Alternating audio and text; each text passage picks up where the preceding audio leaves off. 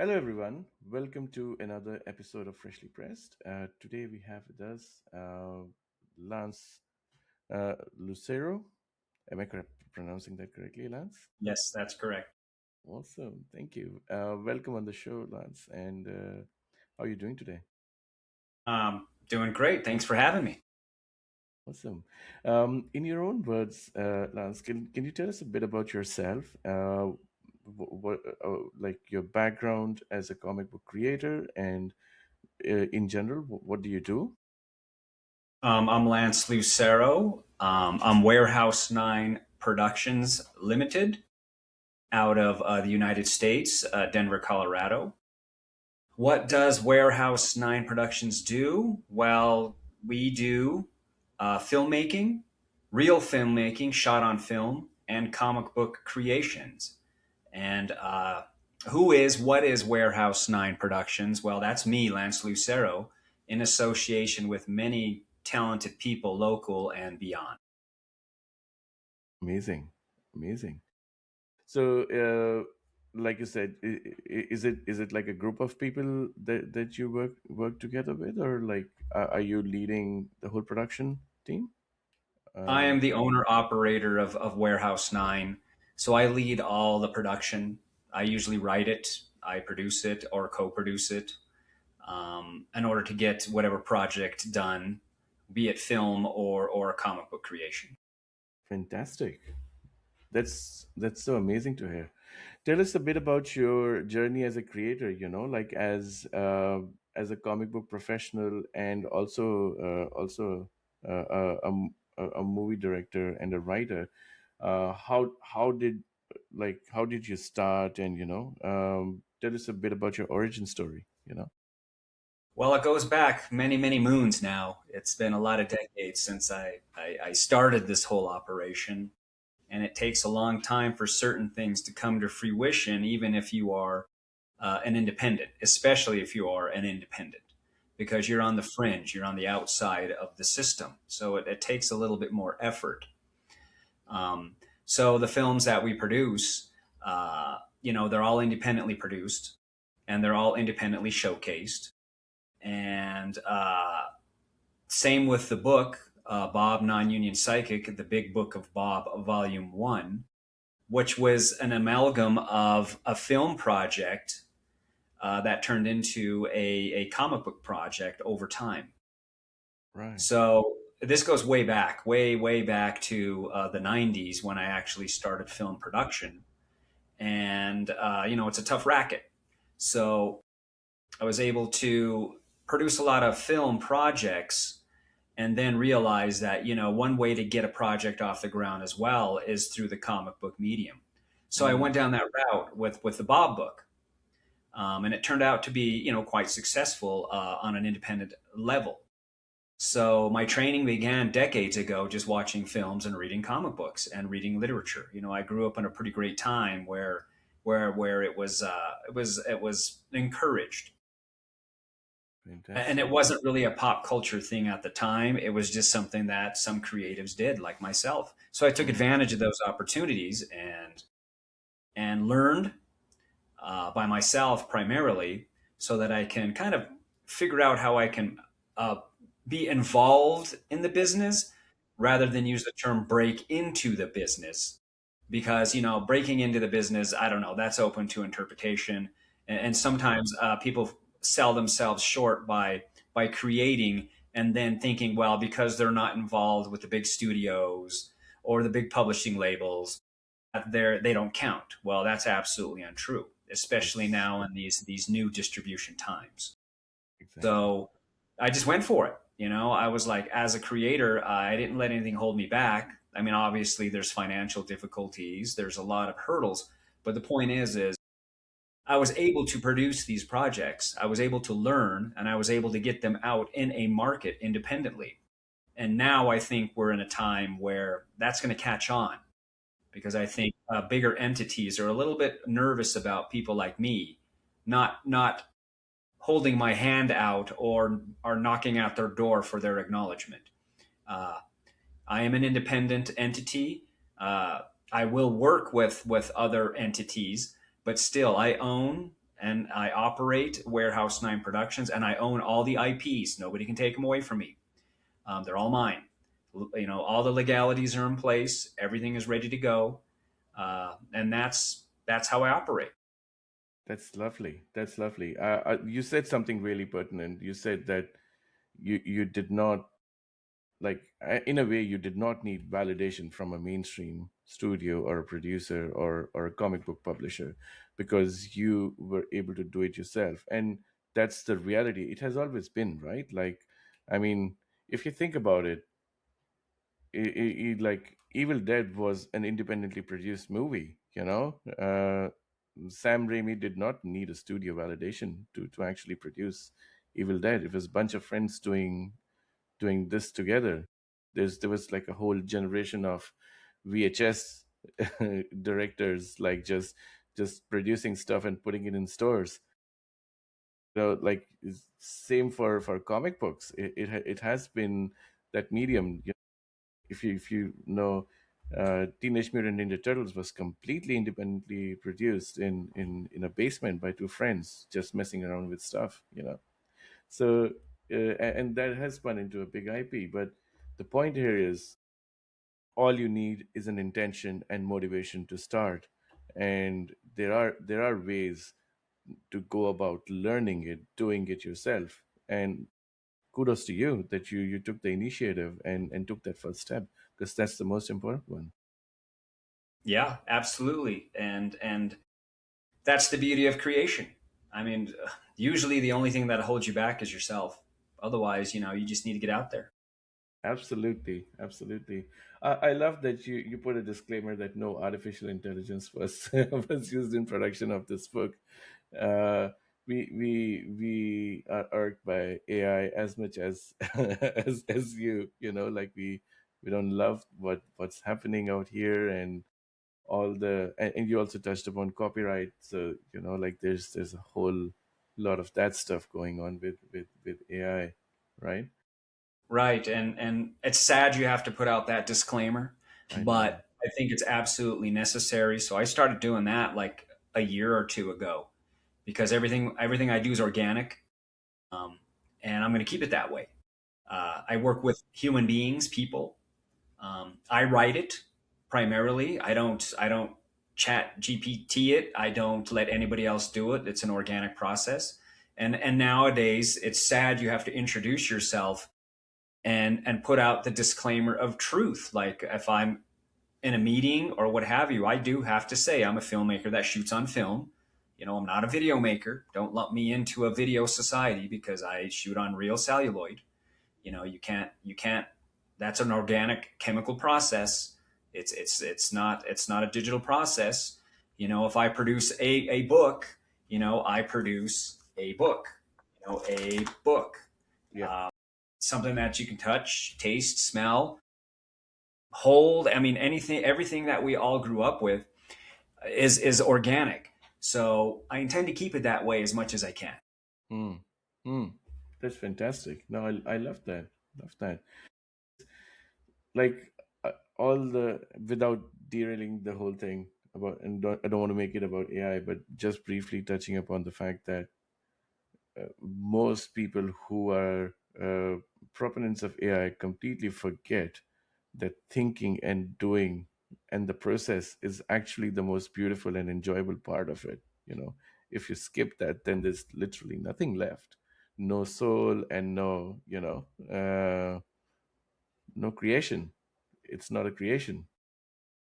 Absolutely. Yeah, amazing. Tell us a bit about the book, the story, without obviously spoiling it. About the characters, and how did you come about it? Well, Bob non-union psychic, is it's a metaphor. It could have been Bob non-club, Bob non-click, anything. But there is a psychic union that's within the book that Bob can't seem to get into, and he is the guy that should be in there because he has the natural psychic abilities. So Bob non-union psychic is based on Bob Holbrecht, who is basically a hairstylist. He's a barber. He's an independent business owner that happens to have some extra special talent. He's in tune with nature a little bit more than the average Joe. And the whole idea is like, look, you can do a comic book, you can do heroes with cape, ridiculous superpowers, what have you. They can have bat caves with millions of dollars, and they can be lawyers, and they can have everything at their disposal to fight crime or do whatever endeavor they're going to do. But with Bob, it was decided that no, he's a working class hero, and he has to stay that way. And through pressure, family pressure, because he comes from a long lineages of very, very powerful psychics, he's pressured to get into the psychic union, which in metaphorically could be the big publishing company for a comic book artist. It could be the movie studio. It could be whatever, the record deal. Yeah, And he's the guy with the talent to do it, but ultimately he has trouble dealing with the system. So, he goes a little bit more renegade. He's an independent. So not only is he an independent business owner, he becomes an independent psychic, peddling his services for people that need it. And he battles evil energy throughout time. The same with his family. There's 1,000-year history here that mm, that they have. And it's built on being horror, it's built on being comedy, but it's built on also metaphorically saying, hey, this is an identifiable character. So you pick up this book, you can read it, and you can probably identify with it and have a lot of fun with it.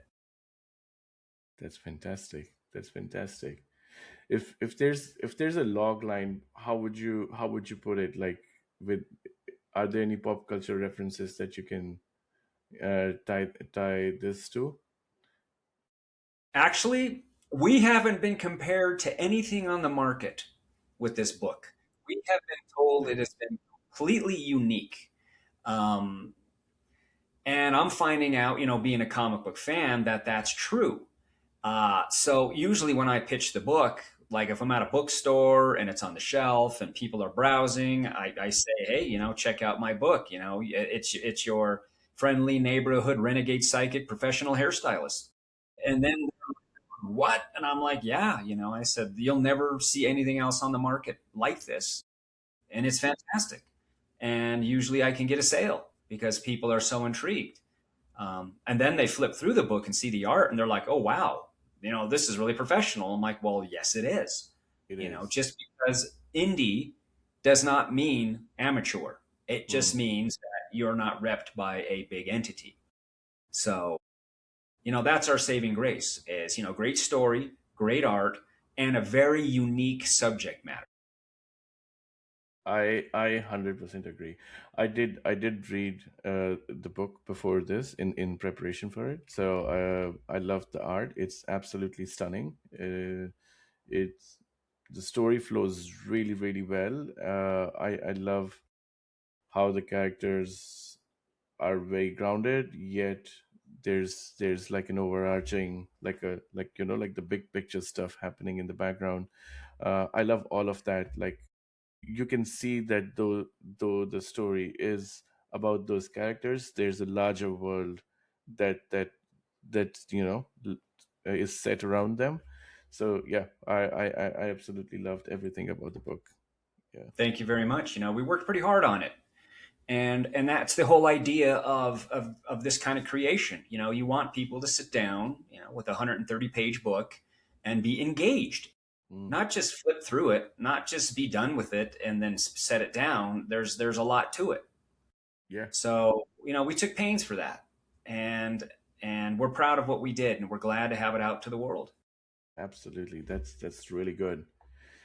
I always love to get a little bit into the writing process. So I would love to understand how far along have you planned this arc, or do you plan this arc? Do you like what's your process like? Do you write the characters first, or write the full story and then break it down into volumes? What's your process like? Well, originally when we did Bob number one, True Talent, or Bob's number zero, it was just like an introduction to the character. That first book of the trilogy that's in this graphic novel, and it's based off of an actual screenplay that I had written now 26 years ago. That got some traction, uh, studio traction. But the problem was I'm a nobody from nowhere without representation, so I couldn't get the film made in any way whatsoever. And let's just fast forward about 15 years. Um, I decided that, hey, this story I would like to see told. So I have a colleague that is a comic book editor, and he knew how to create a comic book. At that point, I did not. So we took the story, a 120-page script, and we condensed it down to this 30-page plus introduction of this character, Bob. Mm, mm, And going way back, I did start with the characters. I did start with what kind of profession he would need to sustain himself, and then realize that I think, paranormal or psychic abilities, something that's in tune with nature, is more naturalistic. He's not bit by a spider. His parents didn't get killed, and he doesn't need to be on a revenge spill for the rest of his life. He's not irradiated. He just has a little bit extra intuity into what's going on around him, and he mm, can use it for good.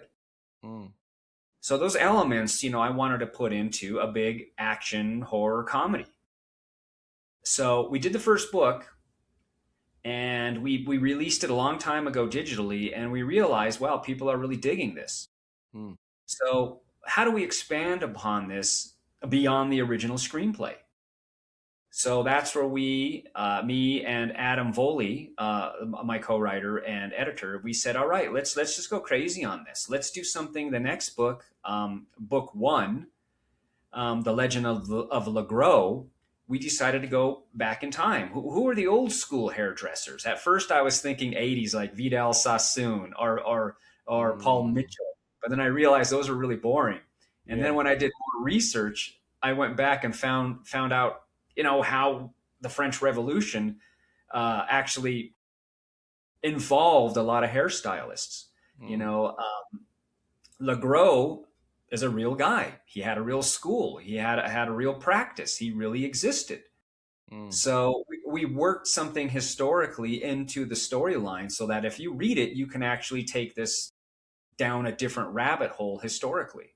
mm, So we wanted to keep it fun, but still, hey, let's do a little bit more education on this. mm, And we rolled with it by using existing characters in history and then expanding upon characters we created. So that rolled us into Bob number two, which is the third book, um, and decided, okay, let's have everything come to a head here. Let's have everything come to a peak. Let's have our characters starting to hit their stride, and then see what we can do with the story beyond that. yeah. Uh, that's where we stopped for this book. Um, but the process itself was a learning curve for me for the first book, because I admit it. The process, I understand production. So we Mm, found our artist, a diamond in the rough, Francisco Resendez, and he's our guy. And then I think once we secured that, we were off and running. So the idea too is how do I get this formulated in my head? mm, There's no real comic book script template. So what I ended up doing, or what we ended up doing, is we kind of invented our own script template that's kind of resembling an actual screenplay. And in the book, you'll see examples of it. I put a missing scene that we didn't produce in the book to kind of show, well, this is our process. This is how we write. This is how we break up the panels. This is how we break up the Mm, pages. This is how we communicate. mm, And once the mechanics were out of the way, I think it all came together relatively fast. You know, it was just about waiting on art, mm. and that's just fine. Let the illustrator, let the artist do what they need to do. It's up to them once you hand the words over. Absolutely. So you know, it was a process. It was about a 2 3 year process to get all the books and everything complete, and then on top of that, another 3 year process to produce the film spinoff. Mm, Um, so the idea is you build your product and then you add something more to the product. So that's why we did our own film spinoff. And you when you buy the book, you know, you get the free film spinoff. mm. So that's how it rolled in from one thing into another. Because obviously I'm a filmmaker first and foremost, so I had to make a film based upon my comic book. Why not? Yeah, All yeah, the studios do it, so why can't I do it at an independent level? yeah, yeah, yeah. And it's That's a heck of a fantastic. process. Yeah, but Mm, this is how we try to approach it differently in the independent market, and trying to create a new outlet mm, for mm. publishing and such. Nice, nice. Did you refine the story over the years, and like did you go back and change the book, or like edit, or like add additional pages or remove stuff from it? Did you refine it over the years? Actually, no. The actual three books are intact. What we do is give supplemental materials in the book, like alternate, like once the missing scene in script form, or Yeah, alternate art. Um, we show the progression of character development artistically. yeah, The only real difference or change that was made is that there's a big splash page that kind of depicts the French Revolution. We keep it mm, as one big splash page in the digital book, and it looks magnificent. mm, But in the print book, it's two different pages mm, because the crease when you open it kind of distorted the splash page. So the only thing we changed, the only thing that I had modified like within the last year or two, as I asked Francisco to kind of take the same concept, but let's create two pages. So when it's in print, the art is not disturbed. right, yeah, So it's the makes sense. only change to the book. But so you get the digital version, you get a different this really cool splash page. You buy the hardcover version, you get a really cool double page splash that looks amazing. Fantastic. That's so lovely. Wow, that's amazing. Uh, No, I love that. I love that. And I love that it's not changed over the years, because that does give, like, at least for yourself, like, you have put the right thing out, and you don't actually constantly need to go and update it. Not that there's anything wrong with that. You obviously, like, over a period of time, when you learn new things, you feel like you could have done this X thing better, and like, especially with the dialogue, like, and I'm curious about that, because I'm also a writer myself, and like, I do this all the time. Like, if I read something that I had written, say, 10 years ago, I'm like, I could have done, like, oh, I could have changed this, this piece of dialogue to make it more gritty or more sharper, or things like that, or maybe make it more funny. Maybe just this little addition would have made it a little bit more funny, and it's just me critiquing my own work based on my own personal growth, and things like that. So yeah.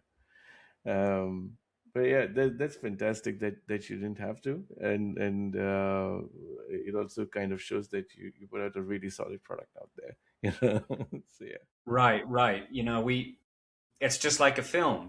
What you get the take, you put it in the movie, it's released into the world. That's it. That's there are no takey backies, there are no redos. Exactly. It's that's the art at that moment in time, Very and that's true. the way we want to keep it. Very, very true. Very, very true. Amazing. the next segment is my favorite segment. I love to ask people about top five pop culture things they like.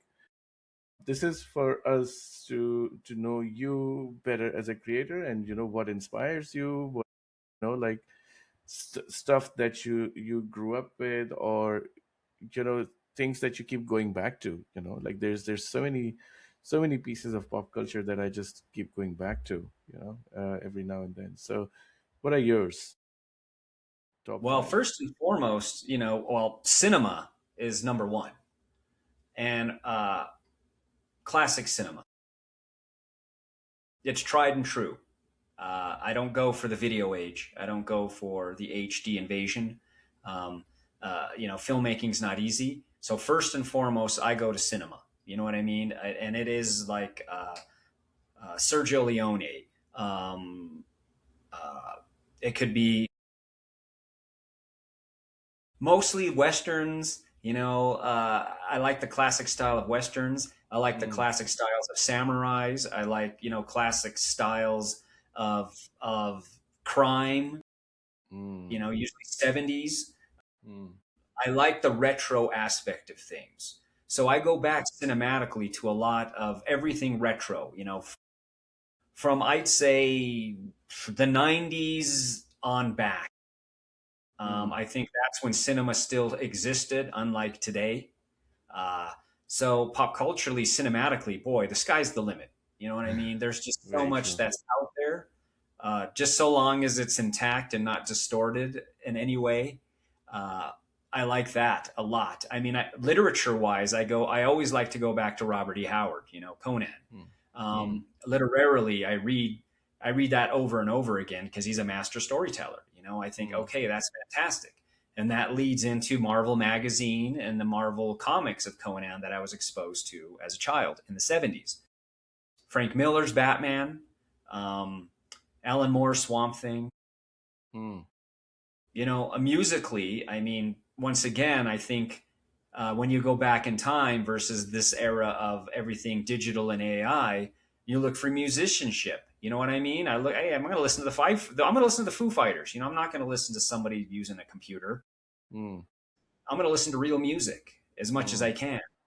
mm, So, cinematically, that's what I'm into. Literarily, it doesn't matter if it's a comic book, a magazine, or regular literature. Same with music, and then of course art in general. I mean, I just went to the art museum here in Denver, and I was looking at a Renoir. I'm like, wow, this is a 500-year-old painting. This mm, is this is art. This is fantastic. This is inspiring. So, I like the real aspect of physical art, physical medium. mm, Uh, mm. I think it's important. Uh, and then, of course, I guess one of the fifth major things is, I grew up in a physical fitness era, so I like health. You know what I mean? I grew up in Yeah, the yeah, Arnold Schwarzenegger era, the Stallone era. You know what I yeah, mean? yeah, yeah. It's like, you want to keep healthy. You want to make sure that you can keep doing this stuff as long as you can. Amazing. Yeah, yeah, yeah. I grew up in the same eras. I have a huge love for their movies, especially like the big.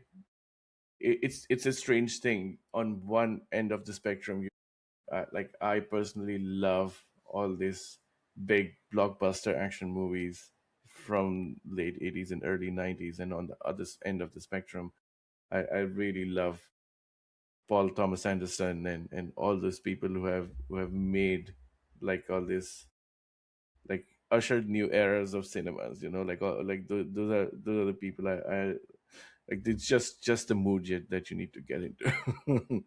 Yeah, Right. yeah, amazing.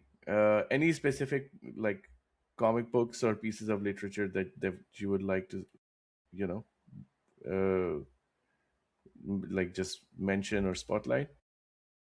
Well, I mean, I usually like the Alan Moore Swamp Thing from the 80s. Yeah.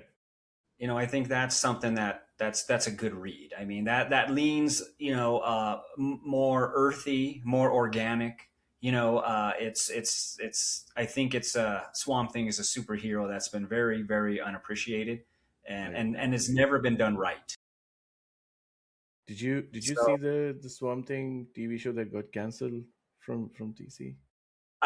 I did, and it's probably good it got canceled. I think they missed the mark 100%. You know, I'm like, oh, you guys missed the mark all the way on this. Yeah, yeah, But yeah. I like that. That's one thing that had really hit me a long time ago, and I'll always go back to Conan. I'll always go Yeah. back to Robert E. Howard, Conan, Solomon Kane. Mm, I mean, I really like those stories, and they're mm, very well thought out, very well mm, written. mm. I'm like, this is a case study, along with Ian Fleming's James Bond books. Yeah, I'm yeah, like, yeah, some of the best literature out there. yeah, yeah. Um, those influences struck me pretty good, and I go back to them often. Mm, And I don't necessarily think it reflects in my work uh, dramatically, but there are aspects that I think, wow, I like how they captured certain moments, and I think I got a vibe for this. So yeah, yeah, maybe within that vein, I try to keep the creative juices flowing. yeah, yeah. Absolutely. No, it doesn't have like you don't have to obviously like mimic the style or even like do a direct reference to any of their work. Like it's a lot of times the stuff that you love like at least gets you at the subliminal level, so is subconsciously you think, yeah, maybe this is like you want to capture the essence of that character in a certain way that's done in Ian Fleming's books, for example. And that's the part you like you use from that pop culture, not a direct reference or not direct style, if you know what I mean. Right, I do. I mean, the design of Bob himself. I sent two pictures to Francisco, one of Elvis and one of Buddy Holly, and I Ah, said, run with it. You know what I mean? I mean, this is kind of what I have a vision of what the character looks like. Of course, with the great set of hair. You know what yeah. I mean? He's got to have hair. Um, and so those pop cultural influences are, I'm not sure when you look at Bob if people catch on to that. They look at Mm, it. Do they see Elvis and Buddy Holly? I don't think so. They probably just see a geeky barber. You know. mm, mm, mm.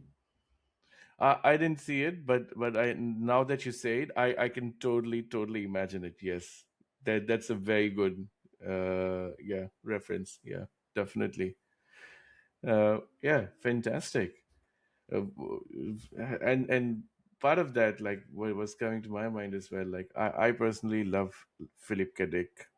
But what I love about his books and his characters is they're always they always exist in like a very big overarching world where like there's a high concept about it, but the stories are always about the characters and their paranoia about the world and how they exist in it.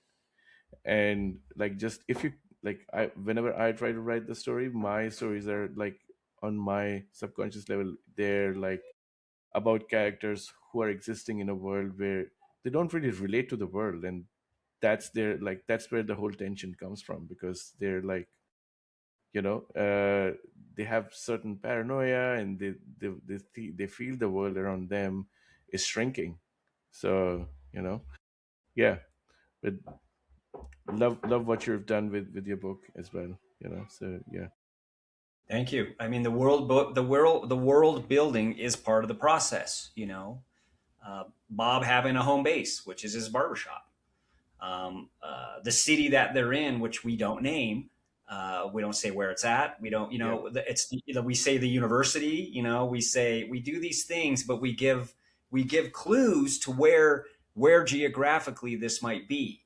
Mm, But we're not going to give that away just yet, because you can limit yourself too much. Obviously, if you're in your world building, yeah, you want mm, mountains, you want a city, you want a swamp, you maybe want an ocean. You know what I mean? So you gotta be careful about what you do geographically.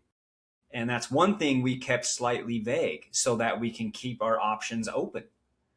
Yeah. And I think it seemed to work. Hmm. That's amazing. That's amazing. Awesome. We're coming close to time, but before we go, I would love for you to do. Obviously, we've spoken a lot about the book, a lot about the world, and everything.